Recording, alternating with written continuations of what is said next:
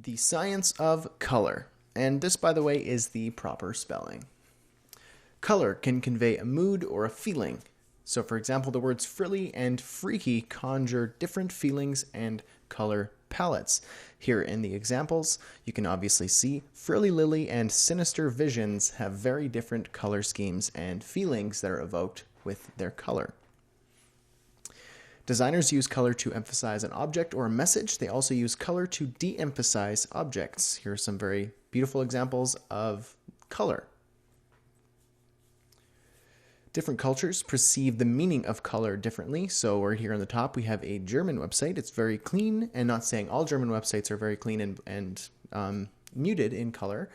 There are obviously varying different degrees of color in any sort of website, but here are some great examples of a German website and a Japanese website, and you can see the styles are quite different. The color wheel.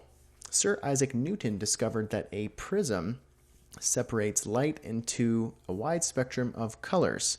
We could see on the color wheel which colors sit near each other, and this has allowed us to establish an official vocabulary for color schemes, such as analogous, which are colors that are next to each other on the color wheel. Similar in temperature, they have minimal contrast and are dissonant. Complementary are opposites on the wheel. They have opposing temperatures and they create different mood than an analogous scheme. Now, it's not necessarily up and down. It can be left and right, diagonals.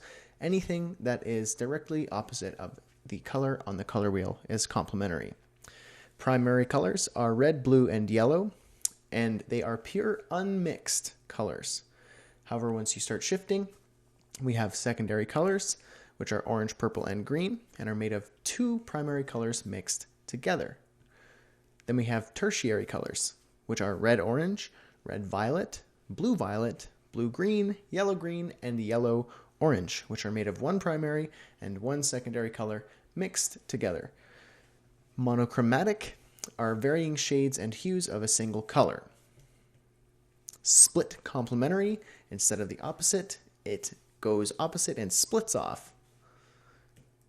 Double complementary are basically four colors together in opposites. So hopefully that makes sense there.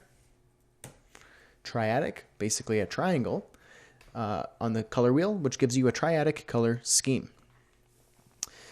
Hue are one of the main properties of color, where a color sits on the spectrum or the color wheel. So here we have a picture of my head, and I opened it up in Photoshop just to show you basic examples of how varying hue can change the color. So hue, I brought the hue down, and now I'm starting to look a little bit purple. I brought the hue up, and I'm looking a bit green. Saturation is how colorful a photo is or is not.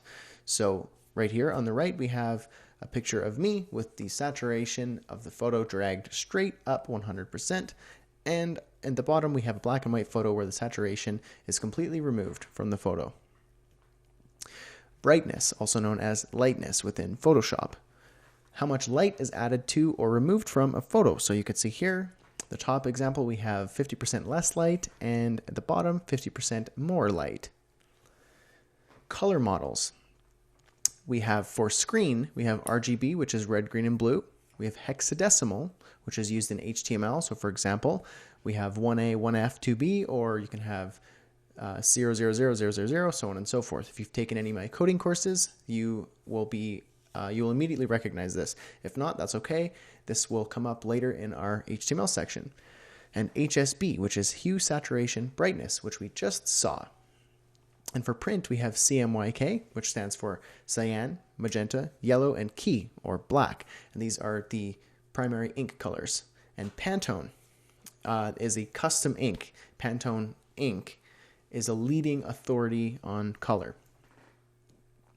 So the general guidelines for creating a color palette are as follows.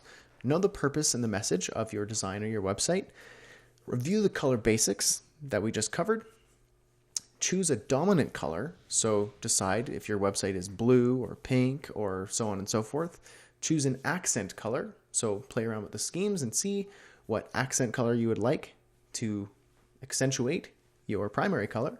Experiment with different shades and hues. Keep it simple, limit colors, don't go crazy. And record your color palette for reference, because if you're going to be using this in a design or logos, branding materials, print materials, web design, so on and so forth, you're going to need to have access to those exact colors. All right,